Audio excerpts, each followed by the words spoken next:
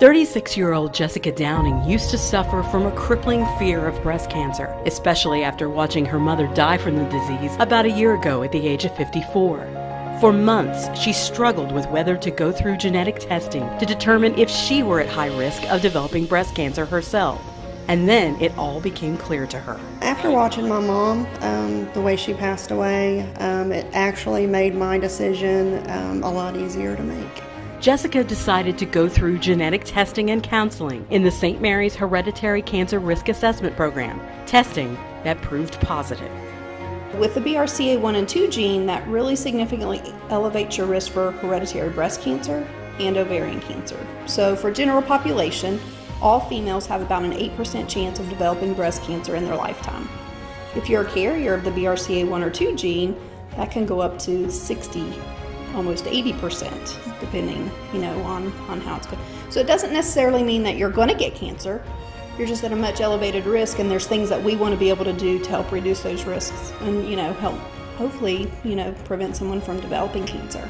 The best way in that situation to prevent them from having breast cancer is to do what we call prophylactic mastectomies, remove both breasts preventively.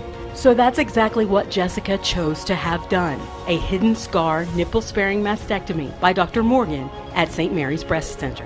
The fear's gone, my chances of getting cancer now, I've went from sky high to I think 11% now. Yeah, and now that we have so many options for reconstruction, those patients can have that surgery, can significantly decrease their risk for breast cancer, and can have essentially a normal appearance after the operation. Jessica also chose to have hidden scar breast reconstruction by plastic and reconstructive surgeon Dr. Ben Musavi at the same time as her mastectomy. Both procedures were performed through inconspicuous incisions in the natural creases under her breasts, leaving her with virtually no visual reminders of having a double mastectomy. I think that'll be a big thing, for gene-positive patients to know that even if they are positive, there's a great outcome and a great expectation for their surgery. But that great aesthetic outcome is often dependent on timely detection and action. If you catch it early enough, if you have the BRCA gene and you know it and you decide to do preventative, then you have way more options of what it looks like.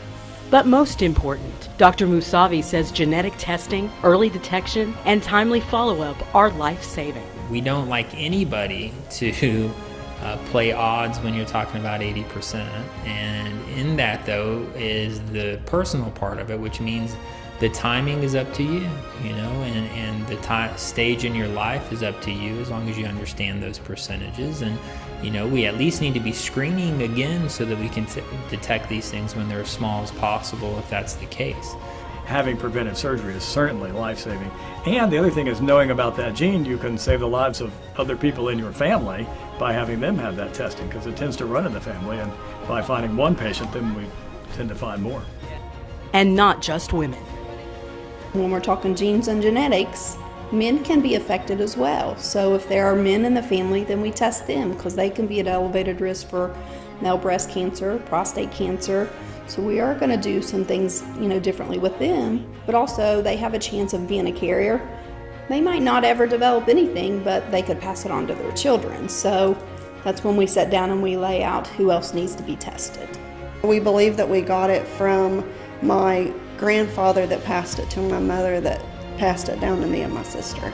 Knowledge is power. You can do a lot with it, and there's a lot that we can do to help them. So, some people don't want that though. Some will decide this is not something that I want to do, and that's okay. But a lot of people will come and see me and say, I may not really want to know this for myself, but I need to do this for my family.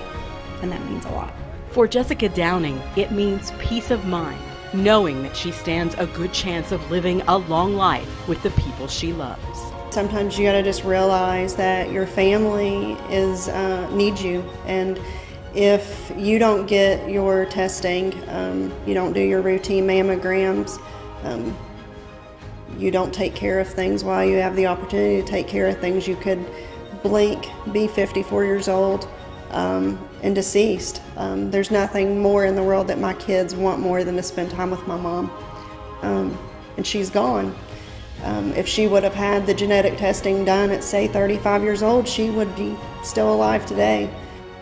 I started my process less than 6 months ago, and I'm done. And I do not have that fear anymore of not being here, like my mom's not here.